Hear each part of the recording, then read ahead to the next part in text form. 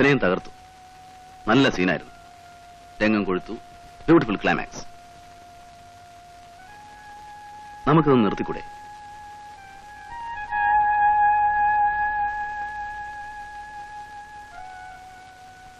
വിമല ഇങ്ങോട്ട് നോക്ക്. എനിക്കിത് താങ്ങാനാവുന്നില്ല. എനിക്ക് നിന്നെ വേണം, നിനക്ക് എന്നെയും. പിന്നെ എന്തിനായി ഒളിച്ചെളി? തോറ്റു മടങ്ങി വാലാട്ടിക്കൊണ്ടുവന്ന ഒരു കുടിച്ചുപെട്ടിയാണ് ഞാനെന്ന് നിങ്ങൾക്ക് തോന്നുന്നുണ്ടോ? നമ്മളിൽ ആര് തോറ്റാലും ഒരുപോലെയല്ലേ?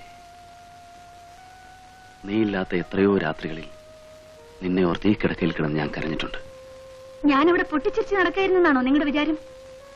വിമലേ, കഴിഞ്ഞത് കഴിഞ്ഞു. നമുക്കെല്ലാം മറക്കാം. സന്തോഷമായിട്ട് കഴിയും. എന്നെ ഒറ്റയ്ക്ക് വിടൂ. എനിക്ക് അല്പം സ്വൈരം തരൂ.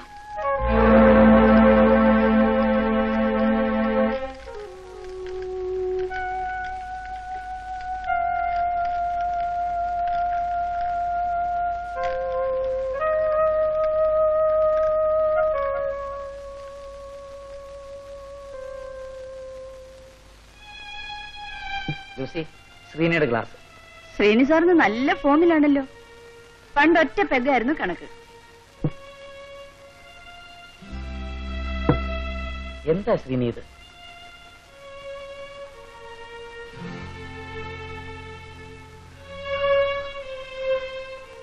എനിക്കെന്റെ ദുഃഖം പങ്കിടാൻ ആരുമില്ല. എനിക്കൊന്ന് പൊട്ടിക്കരഞ്ഞ് എന്റെ മനസ്സിന്റെ ഭാരം ഒഴിവാക്കാൻ ഒരിടവില്ല. താനെന്താ കൊച്ചുകുട്ടികളെ പോലെ? എനിക്കാരുമില്ല സുഹൃത്തെ, ആരുമില്ല. Don't be silly. ശ്രീനിക്ക് മോളില്ലേ? അനിയനില്ലേ? പിന്നെ ഞങ്ങളൊക്കെ ഇല്ലേ?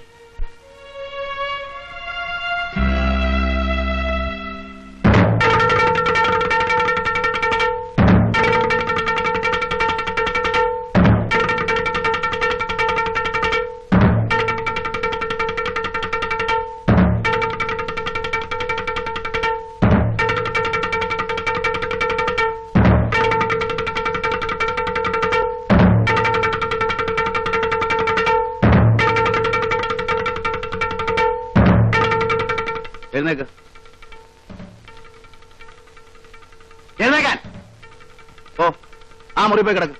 വേണ്ട, ഞാനിവിടെ കിടന്നോളാം. നിന്റെ അച്ഛൻ എസ്റ്റേറ്റ് ഉടമ, നിന്റെ അമ്മ കോടീശ്വരപുത്രി, നീ അവരുടെ ഏക സന്താനം.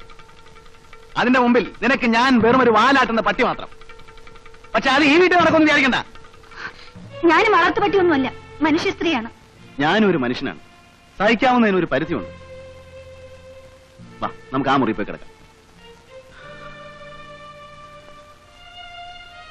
സ്വന്തം ഭാര്യയെ ബലാത്സംഗം ചെയ്യാതിരിക്കാനുള്ള മാനസിക സംസ്കാരം എനിക്കുണ്ട്. നീ ആഗ്രഹിക്കാതെ, നിന്റെ സമ്മതമില്ലാതെ നിന്റെ ദേഹത്തിന്റെ വിരൽത്തുമ്പ് പോലും സ്പർശിക്കില്ല. ഓ, പോയി കിടക്ക. I said go to our bedroom. When I don't like, why should I? You.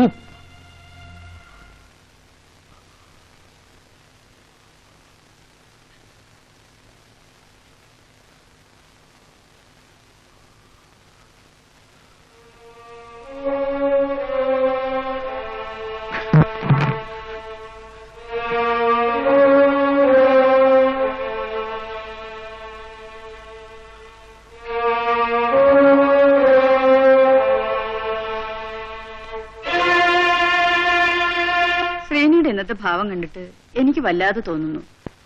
നിങ്ങൾ അവിടം വരെ ഒന്ന് പോയി നോക്ക്. അയാൾ എന്ത് ചെയ്യാനാ? എത്രയെന്ന് വെച്ചാ സഹിക്കുന്നത്? എല്ലാ മനുഷ്യന്റെയും സഹനശക്തികൾ അതിലില്ലേ? അച്ഛനും അമ്മയ്ക്കും കൂടി ഒറ്റ മോളാ വിമല. പിന്നെ ഇഷ്ടം പോലെ പണവും. ലാളിച്ച് വളർത്തിയതിന്റെ കുഴപ്പമാ. നമ്മളെയൊന്നും അച്ഛനമ്മമാർ ലാളിച്ചല്ലായിരിക്കും വളർത്തിയത്. ഒന്ന് പോടും. എന്തെങ്കിലും ആവട്ടെ, ഇനി അത് പറഞ്ഞ് നമ്മൾ തമ്മിൽ പിണങ്ങണ്ട. നമ്മൾ തമ്മിൽ പിണക്കോ? ആ എടി ഭാര്യയെ, ഇതുവരെ നമ്മൾ തമ്മിൽ പിണങ്ങിയിട്ടുണ്ടോ? ഇല്ല. ഇനി പിണങ്ങുമോ? ഇല്ല. ഉറപ്പല്ലേ? ഉറപ്പ്. ഒന്ന് എന്ന് നോക്കി, നമ്മൾ അന്വേഷിക്കാതിരിക്കുന്നത് ശരിയല്ല. ചെന്ന് നോക്കാം, പക്ഷേ ഒന്നിലും അഭിപ്രായം പറയാൻ എന്നെ കിട്ടില്ല. ചെല്ല്.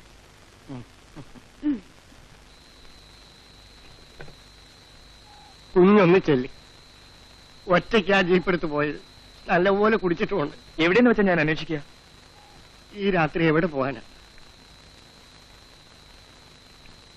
എന്താ സതീഷ്, എന്താടോ പീറ്റർ? കുഞ്ഞ് ജീപ്പ് എടുത്ത് എങ്ങോട്ടോ പോയി. നാളെ നേരം വിളിക്കുമ്പം വല്ല കൊക്കയിലും ചത്തു കിടക്കുന്ന കാണാം. സതീഷ്, എന്റെ ചേട്ടൻ ചത്താ നിങ്ങൾക്ക് എന്താ സങ്കടം? നിങ്ങൾക്കൊന്നുമില്ല. നിങ്ങൾക്ക് വീണ്ടും കല്യാണം കഴിക്കാം. നഷ്ടപ്പെടുന്നത് എനിക്കാണ്. എനിക്ക് അച്ഛനില്ല, അമ്മയില്ല. എനിക്കെല്ലാം എന്റെ ചേട്ടനാണ്. Cool down my boy. എന്തൊക്കെയാ നീ പറയുന്നത്? മൂക്കറ്റം കുടിച്ചിട്ട് അയാൾ ജീപ്പ് എടുത്തോണ്ട് പോയത്. ഇവിടെ ഇരുന്ന് കുടിക്കാതിരിക്കാൻ പറ്റുമോ? ഈ അന്തരീക്ഷത്തിൽ മറ്റു വല്ലവരായിരുന്നെങ്കിൽ വിഷം കഴിച്ചേനെ. എത്ര കാലമായി ഞാനിത് കാണുന്നു. പാവം രാത്രി കിടക്കയിൽ ഒറ്റയ്ക്കിരുന്ന് കരയുന്നത് ഞാനല്ലേ ദിവസവും കാണുന്നത്? എല്ലാത്തിനും കാരണം ഞാനാണ്. എന്താ അല്ലേ? ഇങ്ങനെ പറഞ്ഞു നിൽക്കാനുള്ള നേരമല്ലത്. കുഞ്ഞ് പോയെന്ന് അന്വേഷിക്കും. വരൂ സതീഷ്, ഞാനും കൂടെ വരാം. ശ്രീനി പോകാൻ ഇടയുള്ള സ്ഥലത്തൊക്കെ നമുക്ക് തിരക്കാം. ഈ രാത്രി അങ്കിൾ വരണ്ട, ഞാൻ പോകാം. എവിടെ ഉണ്ടെങ്കിലും ഞാൻ ചേട്ടനെ കൊണ്ടേ വരൂ. ഞാനും കൂടെ വരാം സതീഷ്. വേണ്ടെങ്കിൽ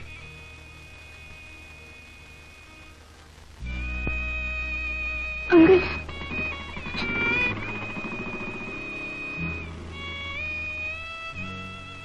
വിമലേ, എനിക്ക് നിന്നെ ഉപദേശിക്കാൻ അർഹതയില്ല.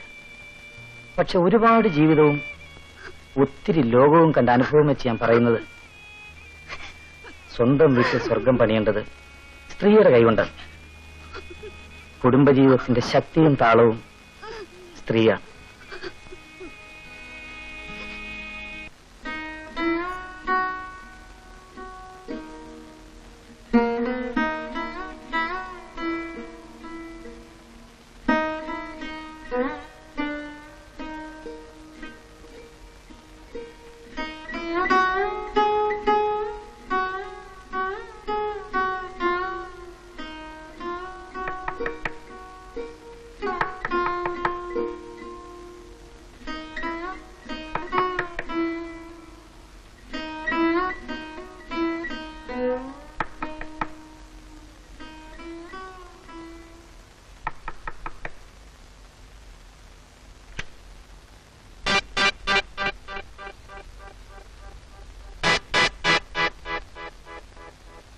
നിന്നോട് ആര് പറഞ്ഞു ഞാനിവിടെ ഉണ്ടെന്ന്? ദൈവം. അല്ലെങ്കിൽ മുലപ്പാല് കുടിച്ച് കൊതി തീരും മുമ്പേ എന്നെ ചേട്ടനെ ഏൽപ്പിച്ചിട്ട് പോയ നമ്മുടെ അമ്മ.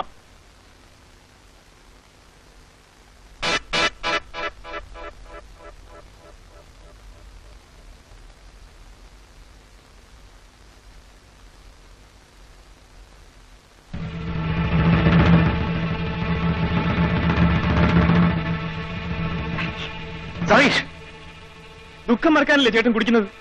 എനിക്കുമുണ്ട് ദുഃഖം.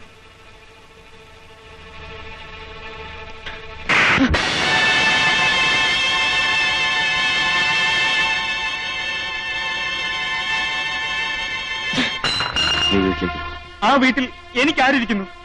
എന്റെ ചേട്ടനില്ലാത്ത വീട്ടിൽ എനിക്കെന്ത് കാര്യം? ഞാനാണ് പറഞ്ഞത് പോകാൻ. ഇത്രയും നാൾ ഞാൻ ചേട്ടൻ പറയുന്നതൊക്കെ അനുസരിച്ചില്ലേ? ഇന്ന് ഞാൻ അനുസരിക്കുന്നില്ല. സതീഷ്, കുറെ നാളായി ഞാൻ കാണുന്നു. ഭാര്യയും ഭർത്താവും തമ്മിൽ അംഗം വെട്ടുമ്പോൾ നോക്കി നിൽക്കുന്ന എനിക്ക് മുറിവേൽക്കുന്നില്ലെന്നാണോ ചേട്ടൻ വിചാരിക്കുന്നത്? നിങ്ങളോടൊപ്പം ഞാനും നേറുകയായിരുന്നു. എന്റെ മനസ്സിന്റെ നീട്ടിൽ നിന്നെ അറിയിക്കാതിരിക്കാനാണ് ഞാൻ ശ്രമിച്ചത്. നിന്നോട് ഞാനെങ്ങനെ എന്റെ കിടപ്പറ രഹസ്യങ്ങൾ പറയും? 5 വയസ്സായ എന്റെ മോളോട് ഞാൻ എങ്ങനെ എന്റെ ദുഃഖങ്ങൾ പറയും? എന്റെ ദുഃഖങ്ങൾ പങ്കുവയ്ക്കാൻ എനിക്ക് ആരുമില്ല. നീ ആരുമില്ല. ചേട്ടാ,